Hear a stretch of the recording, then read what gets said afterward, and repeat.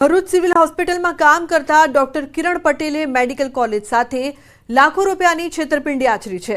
કોલેજમાં office assistant તરીકે કામ કરતા બે કર્મચારીઓ દ્વારા રૂપિયા 34.42 લાખની છેતરપિંડી કરાઈ।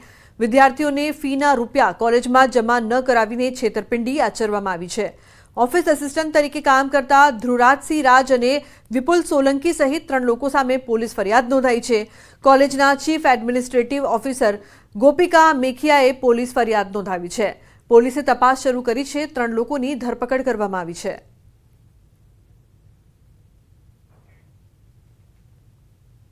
જે સંસ્થા દ્વારા ચેક સંસ્થા માટેના ચેક વિદ્યાર્થીઓ પાસેથી લેવામાં આવેલા બધા ચેક આ અકાઉન્ટમાં જમા કરવામાં આવેલા જેની અંદાજિત રકમ 30 થી 35 લાખની આજુબાજુ થાય છે।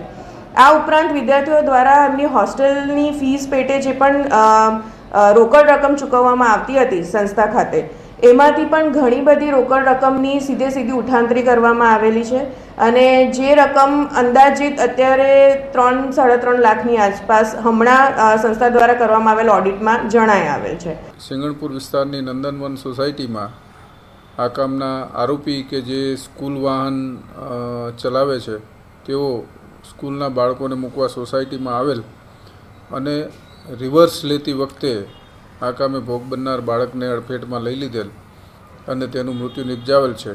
જે બાબતે સિંગણપુર પોલીસે ગુનો રજીસ્ટર કરી આરોપીની ધરપકડ કરેલ છે।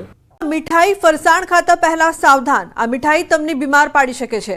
શ્રાવણને લઈને આરોગ્ય વિભાગ સતર્ક થયું છે। શ્રાવણ માસમાં તહેવારોની સિઝનમાં મીઠાઈ અને ફરસાણના વેચાણમાં વધારો થાય છે, પરંતુ મીઠાઈ તમને બીમાર પાડી શકે છે, જેના પુરાવા પણ ન્યૂઝ 18 તેમને બતાવી રહ્યું છે। ગઈકાલે સુરતના સિંગનપોર વિસ્તારમાંથી સુમુલના નામે નકલી ઘીનું ગોડાઉન ઝડપાયું હતું, તો આ તરફ વડોદરાના ડી માર્ટમાંથી ગ્રાહકને સડેલી કેક મળી।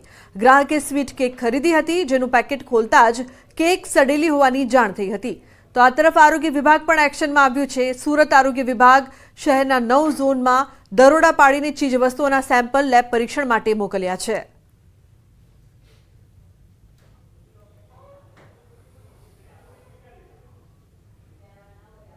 તો એક તરફ સડેલી કેક, બીજી તરફ નકલી ઘી, આરોગ્યના દરોડા, પરંતુ લોકોના સ્વાસ્થ્ય સાથે ચેડા થઈ રહ્યા છે। બહારનું ખાતા પહેલા થઈ જજો સાવધાન। સ્વીટ કેકનું પેકેટ ખોલતા કેક સડેલી નીકળી। વડોદરાના ગ્રાહકે સ્વીટ કેકની કરી હતી ખરીદી। શોપિંગ માર્ટમાંથી ગ્રાહકે ખરીદી કરી હતી। આરોગ્ય અધિકારીઓ રેસ્ટોરન્ટ સાથે શોપિંગ મોલમાં પણ તપાસ કરે તેવી માંગ।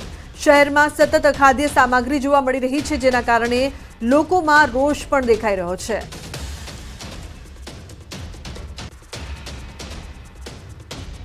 તો શ્રાવણ મહિનાને લઈને આરોગ્ય વિભાગ તંત્ર સતર્ક। સુરતમાં વિવિધ દુકાનોમાં દરોડા પાડ્યા। 9 ઝોનમાં અલગ અલગ ટીમો દ્વારા તપાસ કરવામાં આવી છે। શંકાસ્પદ વસ્તુના સેમ્પલ લેવાયા છે।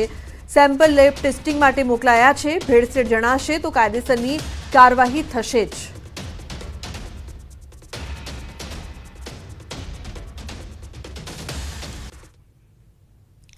શ્રાવણ મહિનાની શરૂઆત થતાની સાથે જ ફરાળી વસ્તુઓની બજારમાં માંગ હોય છે અને આ તમામ વસ્તુઓની માંગ વચ્ચે વેપારીઓ ભેળસેળ કરતા હોવાની ફરિયાદ આરોગ્ય વિભાગને મળતી હોય છે। ત્યારે કહી શકાય છે કે સુરત આરોગ્ય વિભાગની અલગ અલગ ઝોનમાં ટીમો દ્વારા આજે સેમ્પલ અથવા કંઈ દરોડાની કામગીરી કરવામાં આવી રહી છે। આપણી સાથે આરોગ્ય અધિકારી જગદીશભાઈ સાળુંકે જો સીધા વાત કરીએ। સાળુંકે સાહેબ, શાના માટે રેડ આજે? Deputy commissioner Shri health and hospital અને આરોગ્ય અધિકારી શ્રીની સીધી સૂચના હેઠળ સુરત મહાનગરપાલિકાના ફૂડ વિભાગના ફૂડ સેફ્ટી ઓફિસરો દ્વારા આગામી શ્રાવણ મહિના તેમજ તહેવારો નિમિત્તે ફરાળી લોટનો વપરાશ વધુ થતો હોય છે, તે અલગ અલગ ઝોનમાં 6 ટીમ બનાવીને ફરાળી લોટનું ઉત્પાદન અને વેચાણ કરતી સંસ્થાઓમાં તપાસણી કરવામાં આવી છે, તેમજ નમૂના લેવાની પણ કામગીરી કરવામાં આવી રહી છે। આ નમૂના લીધા બાદ કયા પ્રકારનું ચેકિંગ કરવામાં આવશે અને જો કદાચ લોટ છે તે ઓછી ગુણવત્તાવાળો મળશે તો કયા પ્રકારની કાર્યવાહી? આ નમૂના પૃથ્થકરણ સારું ફૂડ લેબોરેટરી મોકલવામાં આવશે અને જો કોઈ સંસ્થાના રિપોર્ટમાં ખામી જણાશે તો તેની સામે ફૂડ સેફ્ટી એક્ટ મુજબ કાયદેસરની કાર્યવાહી કરવા અને ફરિયાદ દાખલ કરવાની કાર્યવાહી કરવામાં આવશે। ખાસ આ સેમ્પલો લેવામાં આવી રહ્યા છે અને તેને તપાસ માટે મોકલવામાં આવશે અને જો કોઈકમાં કહી શકાય કે આ ભેળસેળ મળશે તો ચોક્કસ તેના પર કાયદેસરની કાર્યવાહી સાથે દંડ પણ કરવામાં આવશે। કેમેરામેન ભરત બ્રહ્મભટ્ટ સાથે કીર્તેશ પટેલ, ન્યૂઝ 18 ગુજરાતી, સુરત। ગુજરાત વચ્ચે ગુજરાત અંતર્ગત સરકાર દ્વારા વિવિધ યોજનાઓ અમલમાં મૂકવામાં આવી છે, જેમાં સરસ્વતી સાધના યોજના હેઠળ ધોરણ 9માં અભ્યાસ કરતી વિદ્યાર્થીઓને સાયકલ આપવામાં આવે છે, પરંતુ દાહોદ જિલ્લાના સંજેલીમાં 1500થી વધુ સાયકલો ધૂળ ખાતી જોવા મળી. સંજેલીની કન્યા વિદ્યાલયના મેદાનમાં આ સાયકલો કાટ ખાઈ રહી છે. તેમ છતાં આ સાયકલોનું વિતરણ કરવામાં નથી આવ્યું. શાળાના આચાર્યનું કહેવું છે કે મેદાનમાં સાયકલો હોવાથી બાળકોને રમવા માટે મેદાન પણ મળતું નથી. આ પહેલા દાહોદમાં 2000થી વધુ સાયકલો જોવા મળી હતી, ત્યારે આ સાયકલોનું વહેલી તકે વિતરણ થાય તેવી વિદ્યાર્થીઓની માંગ છે.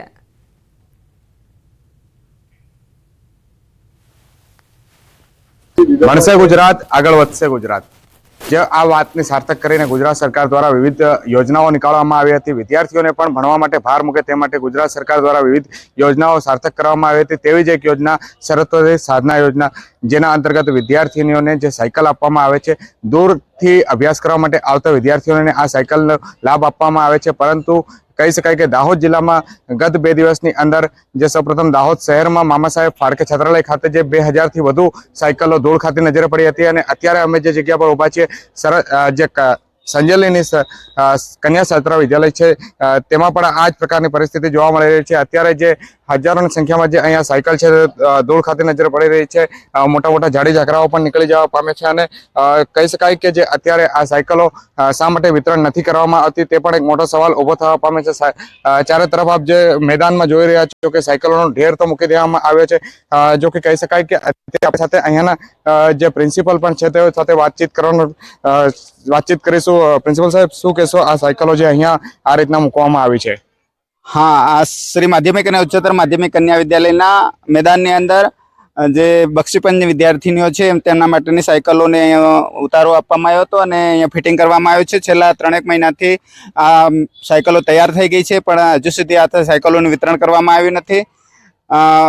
લાગતા વળગતોને વારંવાર રજૂઆત કરી હતી, છતાં પણ આ સાયકલોનું વિતરણ થયું નથી, જેથી કરી બાળકોને મેદાનની અંદર રમવામાં પણ મુશ્કેલી પડી રહી છે. સાયકલોની વચ્ચે ઘાસ ઉગી નીકળ્યું છે, પાણીની અંદર તે કાટ ખાઈ રહી છે, વરસાદી માહોલ છે. ચોક્કસથી કહી શકાય કે સંજેલી અને સિંગવડ તાલુકા માટે જે વિતરણ કરવાની સાયકલો જે છે અત્યારે ધૂળ ખાઈ રહી છે, અને 1500થી વધુ સાયકલો ધૂળ ખાઈ રહી છે. સૌરભ ગેહલોત, ન્યૂઝ 18 ગુજરાતી, દાહોદ. ચૈતર વસાવાએ બંધનું એલાન આપ્યું છે. આવતીકાલે ગરુડેશ્વર કેવડિયા બંધનું એલાન જાહેર કર્યું છે. જ્યાં સુધી એજન્સીના મુખ્ય સંચાલકો અને મારનારાઓના નામ નહીં જાહેર થાય ત્યાં સુધી મૃતદેહના સ્વીકારનો પણ ઇનકાર કરાયો છે. આદિવાસી મ્યુઝિયમ પર 2 આદિવાસી યુવાનોને મારવાનો આક્ષેપ છે, જેમાં 2 યુવકોના મોત થયા. આ બનાવ બાદ એમએલએ ચૈતર વસાવા રાજપીપળા જૂની હોસ્પિટલ પહોંચ્યા હતા, જ્યાં પોલીસ અને ધારાસભ્ય વચ્ચે પણ થોડી રકઝક થઈ હતી. તો 2 યુવકોના મોત મામલે આક્ષેપો પણ થઈ રહ્યા છે. એમએલએ ચૈતર વસાવા પહોંચ્યા છે રાજપીપળા હોસ્પિટલ. અમારે 2 દીકરા ગુમાવ્યા અને ઉપરથી અમે બદનામ, અને આ કેસને રફે દફે કરવા માટે એમણે ચોરીનો ઇલ્ઝામ લગાવ્યો છે. એટલે જ્યાં સુધી એનો ખુલાસો નહીં આવશે ત્યાં સુધી અમે ડેડ બોડી અંતિમ સંસ્કાર કરવા માટે નથી જવાના. બીજું, આવતીકાલે કેવડિયા ગરુડેશ્વર સદંતર બંધનું એલાન આપીએ છીએ. 5 દિવસ પછી તારીખ 12 ઓગસ્ટ મંગળવારના રોજ એમને શ્રદ્ધાંજલિનો કાર્યક્રમ અમે કેવડિયામાં રાખીશું, અને સત્તા મંડળને એવી રજૂઆત કરીશું કે એમના તાબા હેઠળની આવી જેટલી પણ બહારની એજન્સીઓ છે, એમના બહારના લોકો હોય એમને અમને યાદી આપે, અને જે પણ લોકો આ રીતના કૃત્ય કરતા હોય, શોષણ થયું હોય, એ બાબતને લઈને ઉગ્ર રજૂઆત પણ મંગળવારના રોજ અમે કરીશું. ફોનલાઈન પર સંવાદદાતા દીપક જોડાયા છે વધુ માહિતી આપવા માટે. દીપક, શું અપડેટ પ્રાપ્ત થઈ રહી છે આ સમગ્ર મામલે? હા, બિલકુલ. ખાસ વાત કરીએ તો જે કેવડિયા કોલોની ખાતે જે આદિવાસી મ્યુઝિયમ જે બની રહ્યું છે, આ આદિવાસી મ્યુઝિયમ જ્યારથી બની રહ્યું છે ત્યારથી વિવાદોમાં સંકળાયેલું છે. કારણ કે જે પ્રથમ જે કોન્ટ્રાક્ટર હતા તે અડધું કામ મૂકી જતા રહ્યા, ત્યારબાદ બીજો કોન્ટ્રાક્ટરને આપવામાં આવ્યું. ત્યારે આ આદિવાસી મ્યુઝિયમ પર ગઈકાલની એક ઘટના એવી બની છે કે જે 2 યુવાનો જે બાજુના ગામના હતા, જે ગામના યુવાનો ત્યાં ગયા હતા, અને જે ત્યાંના જે કોન્ટ્રાક્ટર હતા તેમના માણસો દ્વારા આ 2 યુવાનોને શંકાના આધારે, ચોરીના શંકાના આધારે મારવામાં આવ્યો હતો.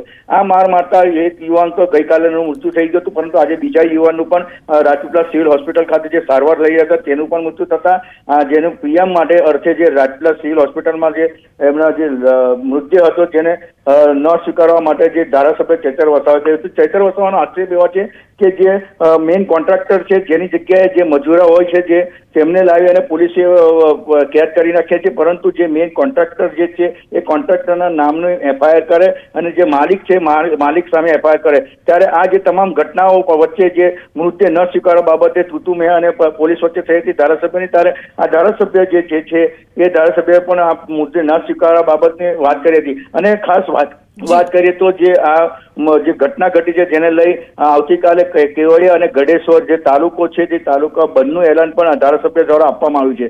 એટલે જે ઘટના ઘટી છે ઘટનાને લઈ હાલ રાજકારણ પણ ગરમાયું છે. જી બિલકુલ દીપક, આભાર આ સમગ્ર માહિતી બદલ. તો રાજકારણ પણ ગરમાયું છે.